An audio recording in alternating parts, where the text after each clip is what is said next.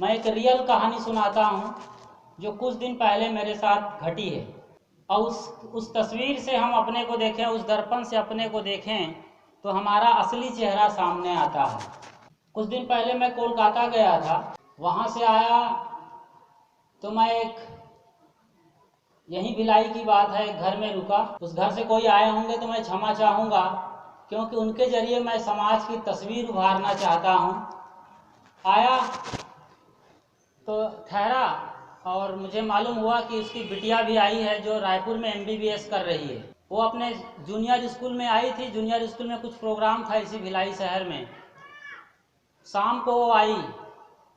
मैं जिस कमरे में मेरा निवास था वहीं से होकर उनका घर अंदर जाने का रास्ता है, तो वो गुजर रही थी तो मुझे देखते ही चौंक गई और दूसरे दरवाजे से अंदर चली गई। बाद में उनके पापा ने कहा कि चलो साहब जी आए हैं, बंदगी कर लेते हैं। तो उन्होंने कहा कि अभी तो साहब जी भी आराम कर रहे हैं पापा, कल सवेरे कर लेंगे। 2-3 बार उसने जिक्र किया। आखिरकार सब सो गए रात में। कल आया। फिर जल्दी जाने की थी वापस रायपुर उनको, तो पापा ने कार उठाया और उनको रेलवे स्टेशन छोड़ दिया। अब मैं बच गया, उनकी मम्मी बच गई। मम्मी धीरे से मेरे पास आई और बोला, साहब जी क्या मेरी बिटिया ने आपकी बंदगी की? इसी शहर की घटना। मैंने कहा माँ जी ऐसा तो नहीं हुआ, आई ही नहीं। तो उसने जो बात, अब तक तो माफ करने लायक है, अब तक कुछ भी नहीं हुआ था, लेकिन अब उसके माँ ने जो बोला तो जो मैं सुना तो मेरी खड़ाऊ के नीचे की जमीन खिसक गई। मैं अधर हो गया, जैसे थोड़ी देर के लिए अवाक हो गया कि ऐसा भी होता है। मैंने शायद सोचा भी नहीं था, सुना भी नहीं था कि ऐसा भी होता होगा। उसने कहा साहब जी आपकी तो बंदगी नहीं की, लेकिन आप क्या जानते हैं कि वो हम दोनों की भी बंदगी प्रणाम कुछ भी नहीं करती है, कभी पैर नहीं छूती है। मुझे काटो तो खून नहीं। अद्भुत वाकया मुझे ये देखने और सुनने को मिला।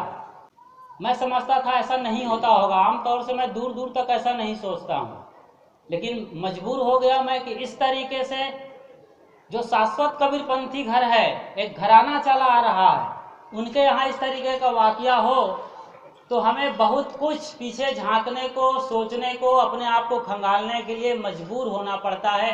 न सिर्फ आप जैसे माँ बाप, गार्जियन, अभिभावक, या फिर हम जैसे साधु संतों के चेलों को, कि ऐसा क्यों हो रहा है, कहाँ चूक हो रही है। और उस बिटिया को अच्छी तरीके से मालूम है कि 8 से 10 हजार लोग, 8 से 10 हजार बहुओं को जिंदा जला दिया जाता है सालाना इसी हिंदुस्तान में, और सैकड़ों बच्चियों को, तो सैकड़ों क्या अगिनत, शायद वो लाख के ऊपर निकल जाए, उन बच्चियों को इस धरती में आने से पहले ही उनकी हत्या कर दी जाती है गुपचुप तरीके से। और बच्ची खुद MBBS कर रही है, खुद डॉक्टर बनने जा रही है कल के डेट में, और उन्हें अच्छी तरीके से मालूम है सब कुछ। जाना होता है उनके घर। कल यदि मैं उसके घर गया, उस बच्ची के घर यदि वो मिली, तो मैं एक ही सवाल करूंगा कि बेटी या बहन, आपको अच्छी तरीके से मालूम है कि आपके माँ बाप नहीं चाहते, तो आपके माँ बाप नहीं चाहते तो आपके पैदा होते ही आपको रद्दी की टोकरी के हवाले किया जा सकता था। ऐसे आमतौर पे होता है आज, भले वो लुक छिप के होता हो, रद्दी की टोकरी में डाल देते हैं, कचरा डिब्बा में फेंक आते हैं, सड़क किनारे छोड़ आते हैं। स्वयं हमारे मसीहा सदगुरु कबीर साहब को भी इसी तरीके से लहातारा किनारे डाल दिया गया था। ये सच है, इसे स्वीकार करना होगा। यदि आप सच के दीवाने और परवाने हैं तो ये सच्ची घटना है। उनके साथ जो भी मामला रहा हो, लेकिन उस बच्ची के साथ ऐसा हो जाता तो क्या वो बच्ची भूल गई?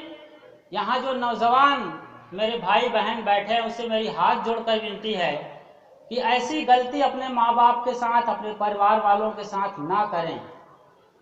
हमने तो ये सुना है कि गुरुदेव या माँ पिताजी पीठ पर डंडा भी बरसाए तो उन्हें आशीर्वाद समझना चाहिए, आशीर्वाद मान लेना चाहिए। हमने गुरुदेव के साथ जिया है इलाहाबाद में। वो ऐसे डांटते थे कि लगता था कि अभी झोला उठाओ और कहीं निकल जाओ। मगर इतना गहरा प्यार था कि वो एक नज़र और उनसे हमारी नज़र मिलती थी डांटने के बाद सब काफुर हो जाता था। और जब वो सीने से लगा लेते थे हम सबको तो इतनी ऊर्जा मिलती थी, इतनी ऊर्जा मिलती थी, जैसे लगता था कि हम जैसा अभी तो पेट के अंदर ही हैं, गुरुदेव जी के 9 महीने में हैं हम, उसके अंदर ही समा जाते थे। इतनी ऊर्जा, इतना प्रेम दिया करते। क्या आज हमारी युवा पीढ़ी, हमारे भाई बहन भूल गए हैं कि उनकी माँ ने उन्हें लोक लाज कुल की मर्यादा को छोड़कर, त्याग कर, सबको एक किनारे का रख करके 9 महीने अपने गर्भ में पाला। सारी इज्जत कहिए, बेइज्जती जो भी कहिए, सहती रही। फिर असह्य पीड़ा, प्राणांतक पीड़ा सहकर हमें वो पैदा करती हैं। कई माँ तो इसी में चली जाती हैं। और आप लोग सुन रहे होंगे, समझ रहे होंगे, कोई प्रवचन नहीं कर रहा हूँ, सचमुच मेरी ये दिल की पीड़ा है। और आज ये उसी बच्ची की घटना नहीं है, ये कल ही मैं वहाँ पे था परसठी गांव में, हरेंद्र साहब जी के यहाँ, जहाँ से साहब जी आए हैं। वहाँ भी एक बच्चा आया देर से, माँ ने पूछा कहाँ गए थे, ऐसा क्यों देर हो गई। बस बच्चा चादर तान दिया और बिस्तर लगा के सो गया और पंखा चला दिया। थोड़ी देर बाद मैं गया, चलो छोटू को उठा लूँ, तो बेचारा एकदम चादर तान के सो रहा था। मेरी हिम्मत नहीं हुई कि मैं उठाऊँ उसे। मैंने उसकी माँ से बात किया, कहा साहब वो ऐसे ही करता है, और सोया नहीं, हो सिर्फ अंदर अंदर, कहाँ से नींद आएगी। माँ को बेचैन करके, माँ को परेशान करके, अवज्ञा करके, अपने ही लोगों की अवहेलना करके कभी नींद आती है भला? भीतर भीतर उसका मन चल रहा है एकदम रॉकेट की तरीके से, क्या से क्या सोच रहा है, कौन सा क्या कर ले।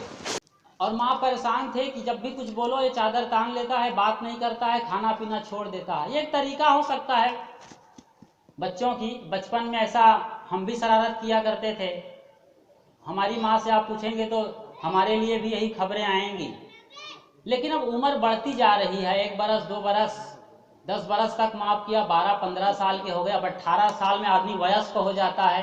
क्या शरीर से ही वयस्क हुआ जाता है कि दिल और दिमाग से भी? सदगुरु संत आ रहे हैं, उनके निकट बैठ रहे हैं, माँ बाप मिल रहे हैं, आरती हो रही है, पूजा हो रही है, सब देखे जा रहे हैं, फिर भी हम कहाँ चूकते हैं? वो माँ को हम कैसे भूल गए जो खुद गीले में सोकर हमें सूखे में सुलाई।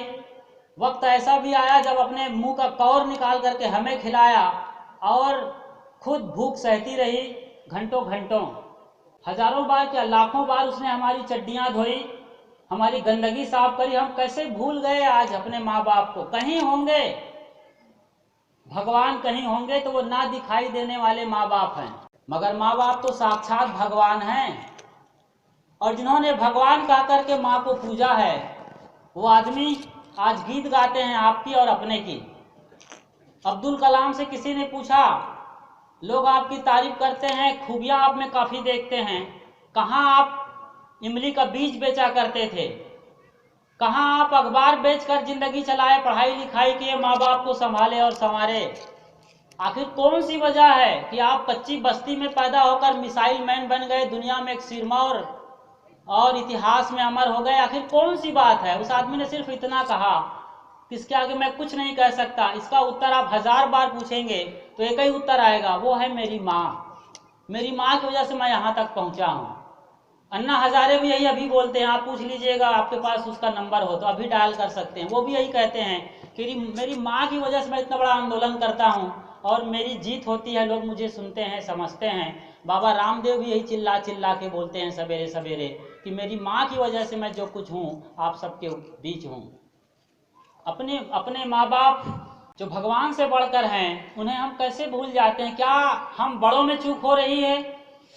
हमें एक तरीके से यहाँ भी विचारना होगा कि बच्चे को कलयुगी कह के टाल देना, जमाना खराब है कह के टाल देना, यह नाइंसाफी होगी। कहीं ना कहीं ये हमारी सोच या हमारी कमजोरियां भी उसमें शामिल है।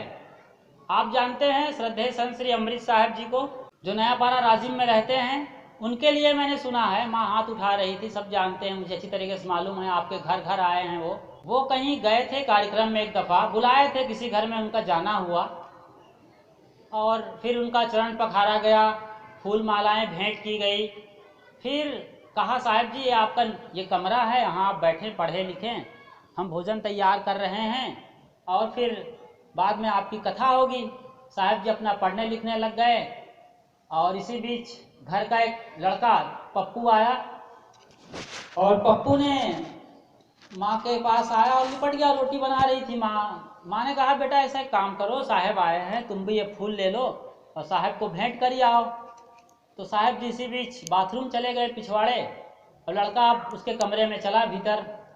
वो देख रहा है साहब तो है नहीं, नीचे झांक के देख रहा है खाट के नीचे कहीं। बच्चे तो बच्चे होते हैं। तब तक साहब बाथरूम से दरवाजे के आसपास आ गए हैं। अब लड़का क्या बोल रहा है, खोज रहा है ऊपर नीचे कमरे में कोना कोना, क्या बोल रहा है, ऐसे साले साहब कहाँ चले गए हैं। हंसी आती है ना। ये आपकी घर की कहानी हो सकती है। क्यों? साहब भी खूब हंसे, साहब तो साहब होते हैं। तो ये सीख जो हमसे मिलती है ये बच्चे यही सीखते हैं। हम जो होते हैं बच्चे हमारे कार्बन कॉपी होते हैं। हम जो करेंगे बच्चे वही करेंगे, बल्कि बढ़िया कार्बन कॉपी होते हैं। हम तो थोड़ी सी गलती करते हैं, वो 1000 गुना गलती करने को तैयार रहते हैं। उसमें तो ऊर्जा है, उसको दिशा देने की जरूरत है। वो तो कहीं भी किसी भी दिशा में आप मोड़ सकते हैं। जैसा सांचा होता है वैसा ही ढांचा बनता है। हम बच्चों के सामान को पूछ करके लेंगे तो बच्चे भी हमारे सामान को पूछ करके लेंगे। हम बच्चों को आप कहेंगे तो बच्चे भी हमें आप कहेंगे। आपके बच्चे जो पालने में झूल रहे हैं, जिनकी आंखें बटन के सरीखे घूम रही हैं, आप मत गफलत में रहिए कि बच्चे कुछ जानते नहीं हैं। आपका जो पालने में झूलने वाला बच्चा है ना, नवजात, अभी शायद वो 8 महीने का हो, साल भर का हो, वो सिर्फ बोलता नहीं है, बाकी सब कुछ जानता है। उनके पास इतनी बढ़िया क्वालिटी की रिकॉर्डिंग मशीन है कि दुनिया की जो बड़ी से बड़ी रिकॉर्डिंग मशीन है, सैटेलाइट जैसी चीज़ें हैं, उनके सामने फेल है। इतनी उनकी पकड़ क्षमता होती है, सब चीज़ें रिकॉर्ड हो रही है, आप जो कुछ उनके सामने कर रहे हैं, बोल रहे हैं। और बाद में वो जब उनका पिटारा खुलेगा तब आप कहते हैं कि ज़माना कलजुगी हो गया है। तब हम आठा ठासु रोते हैं और कोसते हैं, तब तक बहुत देर हो गई होती है। तो मैं उन माँ और उन अभिभावकों को प्रणाम और बंदगी करता हूं जो बच्चे को लेकर आते हैं, जो अपने बच्चों को जिस उम्र में भी वो लेके आते तो हैं, और बच्चे देखो कितनी बढ़िया से बैठ के सुन रहे हैं। हम लोग तो शायद इतना बढ़िया से अटेंशन होके सुन भी नहीं सकते हैं, ना तो कभी इधर खुजला रहे हैं ना उधर खुजला रहे हैं, बिल्कुल एकदम सुन रहे हैं, मतलब सुन रहे हैं। और जो हम बोल रहे हैं वो सुनते ही चले जाते हैं और सब रिकॉर्ड कर लेते हैं। हम लोग तो कहाँ कहाँ की बात भी सोच लिया करते हैं। तो बच्चों को जरूर ले आएं। बच्चों, कई लोग बोलते हैं बच्चे ये लो रिमोट और तुम लोग अपना पसंदीदा चैनल देखते रहो, हम सत्संग से आ रहे हैं। मतलब कितना बड़ा हम अपने साथ धोखाधड़ी कर रहे हैं। बच्चों को रिमोट थमा दिए हैं, पसंदीदा चैनल्स देख रहे हैं। क्या उसमें वो पोगो और कार्टून ही देखते रहेंगे?